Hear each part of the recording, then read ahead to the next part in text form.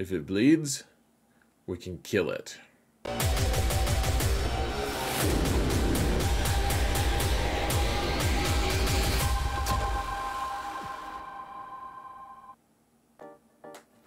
Hello everyone, and welcome to another episode of Xaereth Prevails, a Grand Arena story. We're in our 5th match of the current 5v5 season, and we've got a Malgus counter we're going to test out today. We've got all kinds of really fun things going on today. I'm excited for it. We've got to redeem ourselves against the guild who beat us last time. I mean, last time I was margarita'd up, so, you know, there's that as well. But let's get started. Here's the situation. Facing Marka Ragnos, another guy from Maul. We're both in we're in a top 100 group, but we both fell, of course, because we both lost last time. We're both hoping to climb into the top 100. Actually, I can't claim to know what he is thinking. He's probably hoping he can get a sandwich or something. I have no idea. But I have an advantage in mods a little bit, though he has a lot of really good plus 20 mods. At least he has more 6-dot mods, and it's just kind of a weird thing. Like, look at his right hand side of mods, and that column is all red. That means that it's all outnumbers me, and then the ones on the left are green, and I outnumber him on most of them. So kind of have an advantage, kind of don't. I don't really know. So relics, he absolutely does have an advantage. I think the biggest piece of it, of course, as per usual, is on the 7, 8, and 9 front. I have a bunch of Relic 5s because I'm trying to get into quote-unquote compliance with the Datacron requirements, but at the same time, I'm just totally outnumbered on those. Those are the most significant ones. I do kind of have an advantage on Datacrons, though it's not too much. So here's my defenses. I decided to place all 3 of my GLs up front this time, and here's the awkward thing about this is, guys, my opponent actually was like watching my last opponent stream against me. Like they apparently would just watch each other stream, and so you know, in GAC, so this guy watched him play against me, so I had to change my defenses pretty substantially, and I put Malgus up top just to make him stress out a little bit. He's like, okay, I have to kill all 3 of those GLs and Qui-Gon. But then, after that, Malgus is still waiting for me. I have to save something for Malgus. That I was kind of hoping it would add a little bit of stress to him, and maybe make him, you know, help him to make some decisions that were less than adequate. Now, I didn't take a screenshot of my opponent's defenses. He only placed 1 visible Galactic Legend, but he also placed like a General Skywalker team and a Jedi Knight Revan team with Jedi Knight Luke, which, you know, with their Datacron was pretty scary. So before we jump into the fighting, though, I just want to remind you guys, if you want to support the channel for free, all you've got to do is hit that like, subscribe, and or comment button. The comment button is also has to be accompanied with typing, apparently, but I really appreciate it, guys. We gotta mount the algorithm, and it's especially because it's Sunday, needs all the help we can get, guys. It's the worst viewing day ever, so all the algorithmic help you guys can assist me with, all the mounting that we can do is greatly appreciated. That being said, let's get to the fighting, shall we? We're not even gonna do a transition. We're just gonna jump right in. Whoa, madness! We're somehow in the transition. Whoa, okay, so he's got this Jedi Revan team, and I decided to keep General Skywalker this time, so hopefully we can just take it out. The idea being, alright, so we have to take out their savior, so we have to kill one of them one time, and then after we do that, then they can't revive. Like Jolie otherwise would be a huge pain here, but we don't have to. As long as we can pop Savior, which we haven't yet, then they won't revive. So essentially, though, can ignore Jolie. He can call assists, and that's basically all Jolie can do. I mean, I guess he can kind of heal on basics, and he does some cool stuff. But overall, it's not that scary. So put the turret on 5s, and then one thing to point out here, folks, is they marked arc to start with. Mark arc. I mean, I think they did it because it rhymes, but I mean, I could be mistaken there, but it seems like that's probably the case, in fact. So trying to figure out who I'm going to shoot, and decided to hit Hoda because Hoda might give them some turn meter if he, well, he was dazed, really. So, I mean, that's the biggest part. You can't hit me back. So, we shoot Hoda, and also spite is a thing. Like, we don't want to, we want to take him out because they're spiteful. Otherwise, yeah, I mean, they don't have revives, and I mean, that's basically it. We got them. So here's the rest of the teams on the bottom. Up top, there's really nothing too crazy. You guys will find them out eventually as we take them on. So Malgus team with Relic 9, that's just going to be a standard thing. And then General Skywalker and Rey. We just have to be careful because my opponent was also going to place a defense that was totally unpredictable because he, I don't know, because he could. He's a good enough player. He could be changing his stuff based on what he saw my last round opponent doing, and stuff. So, all right, we've got a live segment. We've actually got 2 live segments coming up here, guys. So, we're gonna do that now. Just to start the scene off, though, we've got Starkiller. Oh my, we didn't. How did that happen? All right. So we've got Starkiller, and they've got Rey. We were just barely fast enough to be a little bit faster than their Finn, even after they have their Datacron that gives him more turn meter when Rey goes. And so the idea, though, this Rey has a Datacron that gives her 75% extra damage for every, or on her ult, for every character she has, like every ally who's left alive. And you can see it gets a little bit sweaty, a little bit stressful. So let's get it started, guys. This is it's a fairly intense match because we don't have much wiggle room, guys. I put too much on defense for that. Is the right word even? Okay, so she's gonna go now. Okay, good. I did the math right. So, all right, so we'll do this and hopefully tenacity down on everyone. Yeah. Okay, good. Now tenacity or shock on. Oh man. Uh-oh. Oh, geez, there's not nearly enough shock there. Oh, that's really bad. Okay, really bad. Really wanted more shock. Let's see. Okay, let's just try to stun some people at least. Don't try to get shock on people again. Yeah, we'll just try to get shock on the people.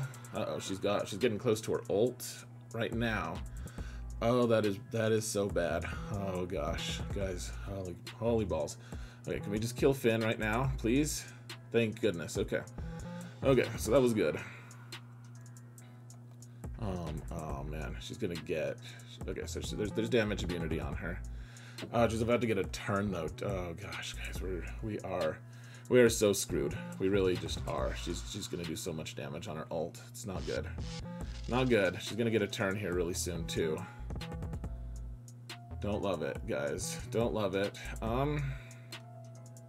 mean, we killed Finn, so we just have to keep going, basically. I mean, that's the unfortunate truth here, folks. Yeah, okay, so Holdo's in damage immunity. She's gonna pop her ult, and jeez, guys. Okay, well,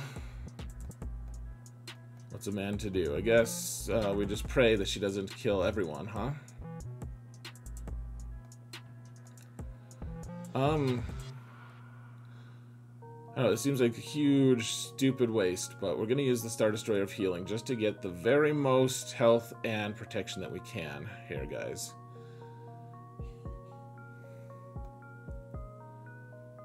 Because, I mean, I think that her ult, she's got the big ult, so, yeah. Oh, look at that. We didn't get totally wiped. Oh, wow. Okay. Okay, looks like meat's back on the menu, boys. Maybe. Oh, man. Okay, let's go. Let's do this. Okay, come on. Let's go. Okay, Visas is gone. That's an unfortunate circumstance, but there we go. Got it. Whew. She's debuffed. At least there was less. I mean, that was the only saving grace we had, right? She was debuffed, so she only did half the damage she normally does. Oh, okay, all right. So I don't know for sure if we're gonna win this or not, but that was a big deal, guys. Like, we might just time out on Rey as well. That might just happen, so... It's not the cool banners that I was hoping for, but... I don't know, are we just gonna miss everything now? Yeah, she just misses all the things. Except for Starkiller, she won't miss when Starkiller hits. Well, with this basic, yes, but not with this. And then she can't heal when she does get to hit back. So, this might be a little irritating, but we shouldn't, I don't think, time out. We can just spam this, I guess.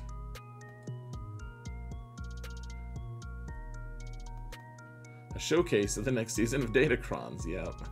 Basically that, yeah. Makes me sad, but yes. It's because her mastery is so high. Alright, well, terrible banners, but we got through it. And with Starkiller.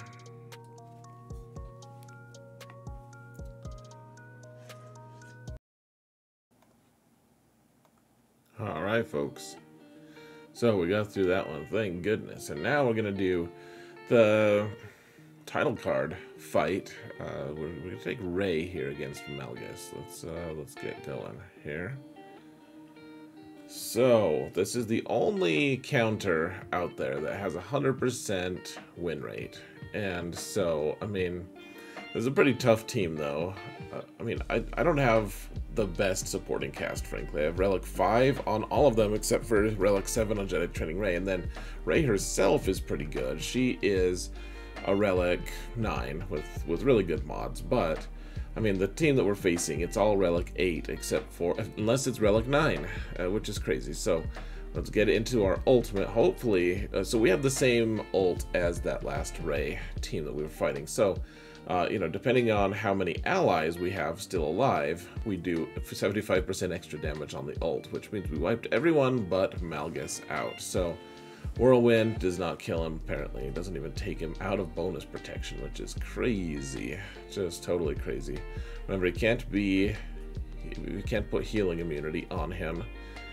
And so we're just basically going to have to wait until we get either another Whirlwind to finish him off, or maybe we can just use, you know, the ultimate. Whirlwind or ultimate.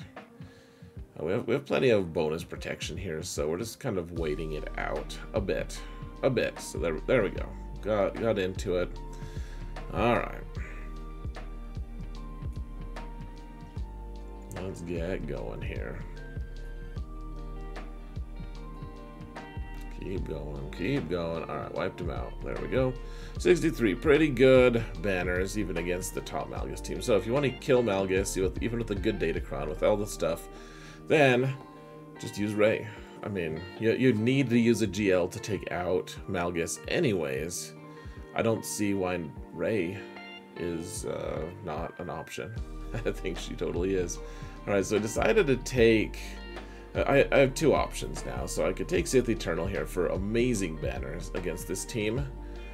But if I did that, then whatever my opponent had in the back, which he probably had at least one GL, I'd have to use Supreme Leader Kylo to counter it. And I'd rather have Sith Eternal, frankly, to be able to be available to counter whatever he's got in the back. So we're taking it with the full acknowledgement that Supreme Leader Kylo is not a wonderful counter to General Skywalker. Like, a lot of times you can lose your whole team to this, especially with a well-modded high relic, like Relic 9 on 5s and General Skywalker team.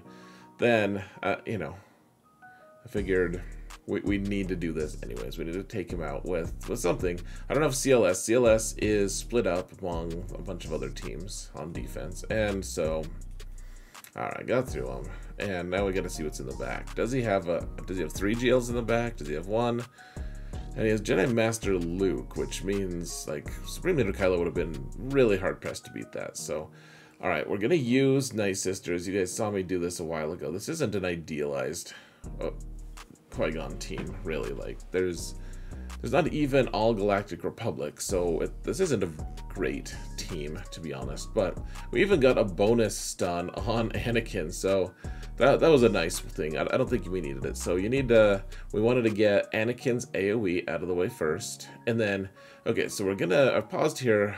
They have the cron that lets them do 100% extra damage if they're full health and protection. So wanted to do the AoE there on Anakin just to make sure that if he did get a turn, he wasn't able to get max damage. All right, so we took him out. And now, I mean, no one else is a threat, really. And remember, we have the Saj Omicron, which means that once we take someone out, everyone heals 25% of their protection. So got that one, pretty cool stuff. And now I just wanted to do that one, get it out of the way. But now we have to take out the Jedi Master Luke team. There's just no question. Like I have too many teams. Like I have a lot of teams right now that I'd like to allocate elsewhere, but I have to know if we can one-shot that Jedi Master Luke team or not. So we're going to use Sith Eternal, but Sith Eternal is always pretty sketchy against Jedi Master Luke. So here's one final live segment for you guys. Frankly, it might just go to total hell. These aren't good like, Ki-Adi-Mundi is good. The rest of them are, like, I guess Jedi Master Yoda, or Grandmaster Yoda is decent. The other two are pretty filler for this particular squad. So we have to guard against the, what's it called? Ability block. See, we got ability blocked, but now maybe we'll be okay. So we do this, and then we're going to mark Ki-Adi-Mundi because his crits and the fact that he hits twice are just too... It's just too scary, guys. Oh, there's one of my friends. Oh, they keep killing our friends, guys. Don't like it. Just don't want him to hit me back, frankly. Oh, jeez. I don't like this, guys. Please hit Sith Eternal for a little bit, at least. Please hit him back, or hit him a little bit. I guess we'll save the protection stuff. Okay, well, I guess everyone's deceived here, so we'll just pop the ult here anyways, and hopefully we survive. Like this. Okay, one more turn, and we'll be in a lot better position. But oh, jeez, don't do that, please. Okay, good. We'll at least kill Ki-Adi-Mundi here. Whew. Okay. All right. I mean, this was never going to be good banners, by the way, guys. Just so we're all being real clear about this. Dooku didn't survive this time. You're right. He just kind of... He got yoinked immediately. I guess we'll just fry Plo while we can, because it's one less person to hit under my protection and riposte me. Same with you, Barris. Yoda's actually serving a purpose here, kind of.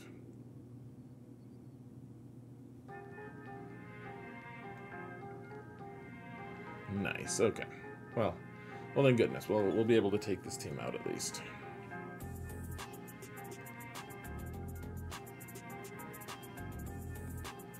Yeah, so my Sith Eternal, I should show you guys my cron for Sith Eternal. Yeah, 53 is not good, but it was never going to be better than that, actually. Like, at no point did I expect we'd get better banners than that. Like, this was a win-loss with either 20 banner price tag and with the loss, or a 12 banner price tag with the win. Like, there's never a question. But all right, and whew, got through that one. That wasn't that scary, actually. It felt a little bit scarier going into it, but now. All right, we've got, what, 5 total teams we've got to beat left, and so they have this Darth Maul team, and I was like, you know, this really looks like something we could use Wampa on, so let's give it a try, I guess. Like, Relic 7 Droidica's a little scary, but Wampa doesn't get enough turns to really be worried that much about Droidica's stacks, so, you know, Zalbar's here, he's taunting, now he's dead. Goodbye to Zalbar. Hold on. Alright, sorry about that. The overlay was just a little bit weird. And you guys could probably see the weird overlapping face cam thing. So, anyways, here's the thing. Droidica is tough to kill for Wampa sometimes. But, hold on a sec. Alright, all kinds of fun. Technical things. They had it going at a crazy speed. So, let's get it back. Let's get it back. We want to fast forward a little bit, but okay. So this dash team doesn't have any pre-taunts. I was like, I think we can just go in and just nuke dash right away. Even though there's 3 different places that we can get dazed, and dazed is always a little bit scary. Then we can get ability blocked and staggered by Vet Han.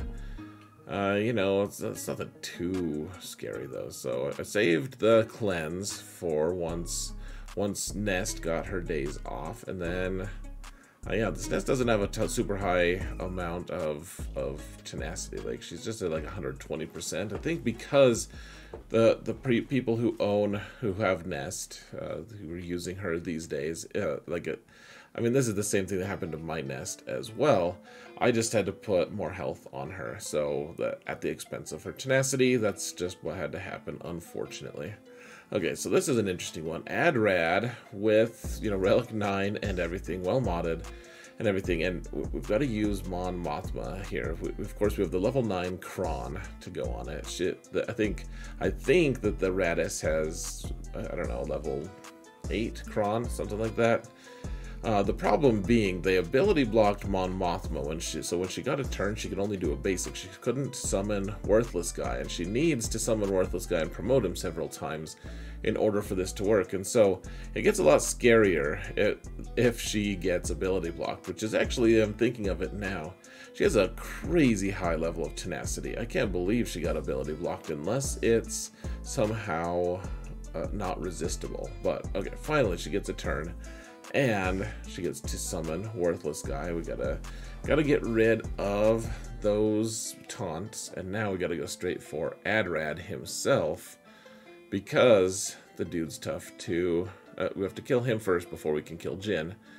So once we take him out, if we can take him out, then Jin will just revive him, and we don't want that.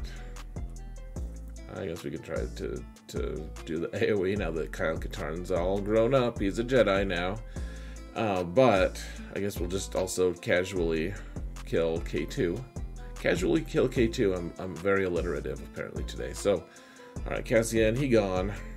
Scared Rebel Pathfinder is our final obstacle. He's not much of one. 64 banners, and alright, they're running out of teams, guys. They only have 2 left. And I do still have my Jedi Revan team, so even though I've never taken this team against the Sortie squad, I was pretty sure this would work. So, you know, they got their first turn. Remember, Sortie's at like, I think we did the math, she's at like 1,048 effective starting speed. So, I mean, I guess good for her. But, oh yeah, so calling Jedi Luke there to dispel the damage immunity on R2 because of the Datacron, but he's the only rebel on the team, so I don't know, I guess we'll just take people out as we can. Doesn't really matter that much. Trying to get some banner recovery here, kill the VIP, and dispel Sortie, and dispel Sortie's life. 64 is kind of the common score that I've been getting here. Alright guys, so only one more, so we haven't failed any attacks yet, which is nice. Of course, he put a pretty tough, got a couple good fleets down, so who knows, maybe we'll fail there. But I tried to figure out what team I should take. Like, maybe I should have taken General Grievous. I have a Grievous squad available. I had Bounty Hunters available too. Though they couldn't outspeed that Queel because Queel's light side, he has the 25% turn meter boost.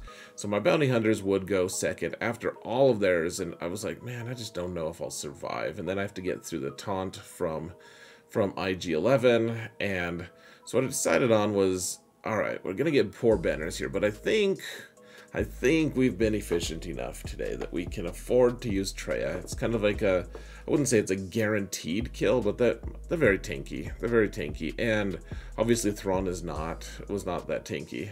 Jango's like, you know what? I will kill you at least, Thrawn, and Thrawn was like, well, damn it all. I guess I had it coming, but I mean, this is kind of a guaranteed kill. It's just also kind of guaranteed that we're gonna get poor banners for it. So I don't know. There's good and bad things. It's all good. It might not be good. Look at how Nihilus, he's only at half health. That's a little bit scary. Now, one thing to keep in mind, guys, you put Bounty Hunter's Resolve, that revives them, but when you put Isolate on the Bounty Hunter's Resolve character, you can just kill them and they don't get to revive after that. So, yeah. Watch as we kill Scion of Jango, and he doesn't revive. I think we did that to either Boba or Jango on this fight as well. So that was a handy little interaction. Like the Traya and Isolate, I don't know, there's a few cool tricks. This is one of them. So, alright, not good banners. We dropped 8 banners, jeez. But it's way better to pass that one instead of getting really poor banners. So, alright, it's time for the RNG fest. Let's use Rebels here to try to take out IG-11, and we got the right RNG, so IG-2000, there's too many IGs, folks. Okay, so they also have a fast Cad Bane, which is really nice, because we're able to get the Mass Assist on Cad Bane there, which is almost never the case for my Relic 5 Akbar. They have to have Relic 8 on Cad Bane. Ironically, his relics hurt him a little bit. So, anyways, this is as strong a start as we could hope for, honestly, guys. We killed the ads. Houndstooth is here.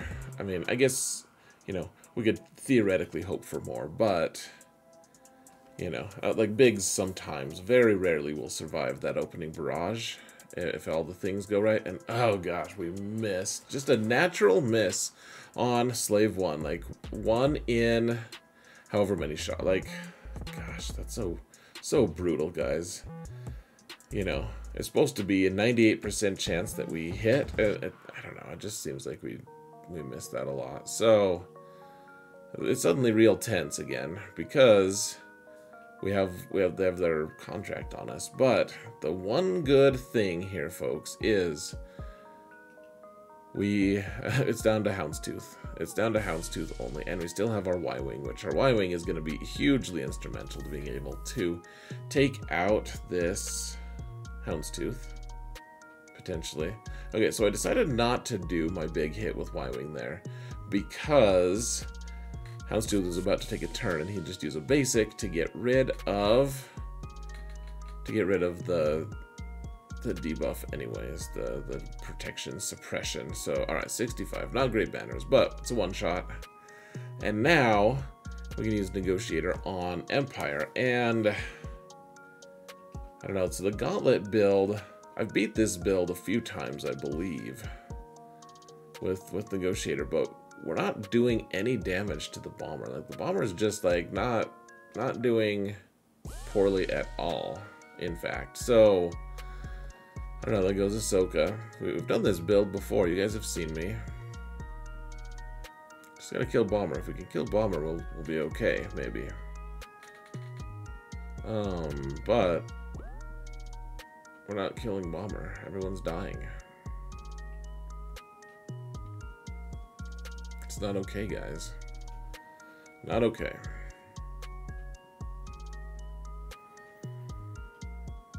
Come on, just let me kill bomber, please. Oh, you're gonna heal him? Oh, okay.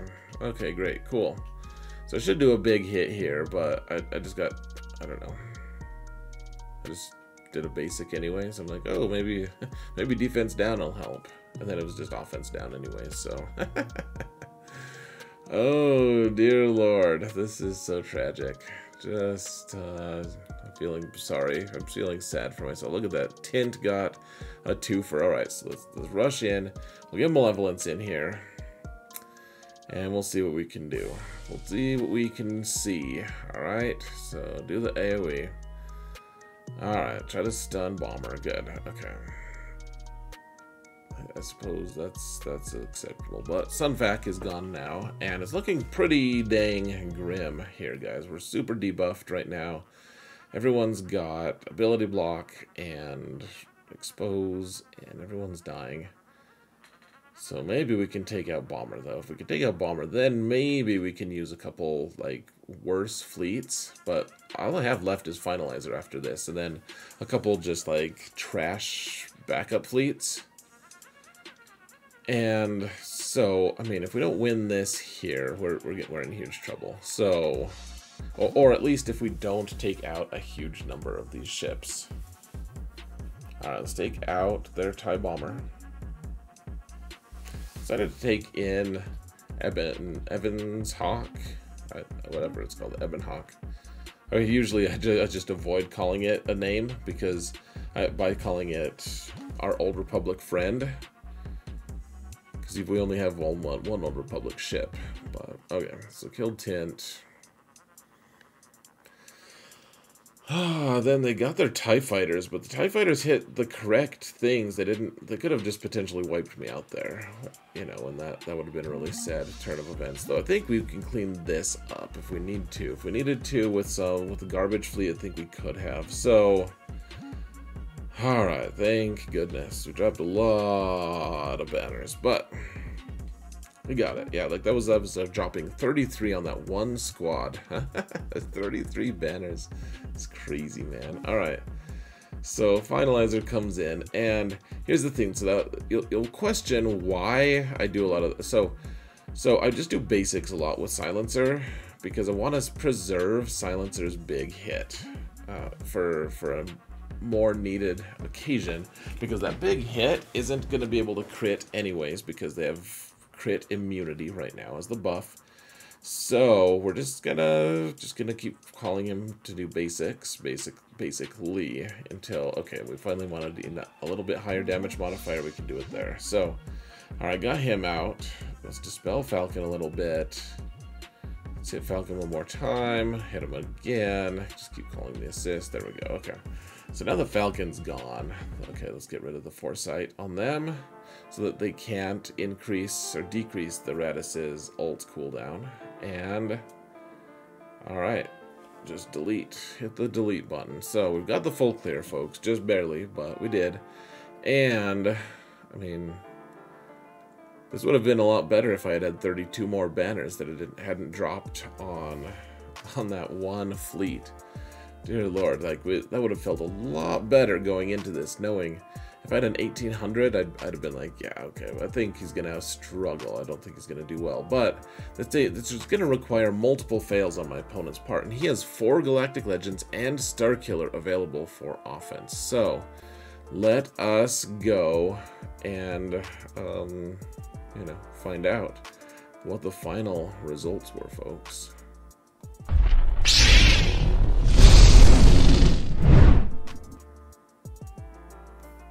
Alright, so he one-shot immediately. He killed my Lord Vader team and my Jedi Master Kenobi team. And then he went into fighting my Jedi Luke team and killed some of their protection. But failed, and then failed once on Qui-Gon as well. So that was huge. That's minus 20 banners right there, or minus 20 each. And then he failed once on Dash. He one-shot the Malgus team and the Inquisitors, the Sortie team. But then, yep, old Dash got a hold, and he quit. He stopped because at that point he had dropped enough banners. He dropped 70-ish banners, which is how many I had dropped. And, I mean, it wasn't going to get easier for him. So those are the final results. I mean, could he have cleared that top zone? Probably. The bottom zone? Maybe not. I mean, it is a GL. It's tough to zerg down a Jedi Master Luke that, you know, with a good Datacron and all of that. It's just tough to zerg down any Jedi Master Luke. So, final thoughts, folks. Keep getting a lot of defensive holds. People keep overplacing their defenses, folks. Don't do that. Keep your defenses. Keep your offense in mind too. You need to be able to at least, you know, accomplish something on offense. Like this guy could have probably cleared my ships in my top zone, but at the end of the day, he didn't have enough firepower, and I almost didn't have enough firepower against him. So I'm just going to say it, guys. I enjoy Datacrons. I think that there's a lot of really crappy things that are surrounding them right now. Not just player-based thing, but like CG interacting with them, and some of the announcements that they've had lately I don't like.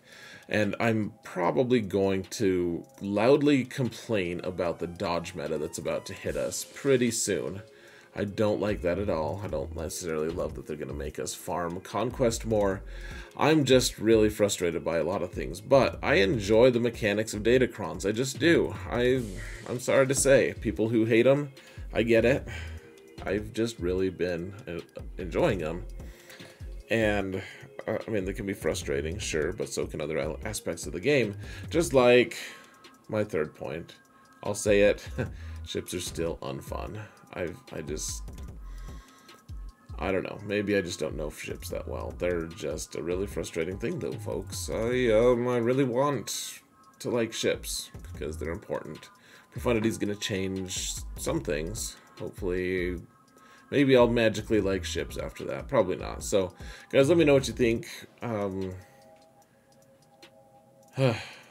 Crazy fight, I guess. You know, we put a lot of stuff on defense, so glad we could get through it. And the final match. So we're 4-1 right now. Hopefully we can go 5-1 going into the next week. One more win seals a winning season, which is not too uncommon for me in 3s or in 5s. In 3s, it's been a little elusive, but or at least it's been harder. That being said, guys, I'm gonna let you go. So thank you all, every single one of you. Thank you all so much for watching. And remember that in all things, Xaereth prevails. Some things more than others.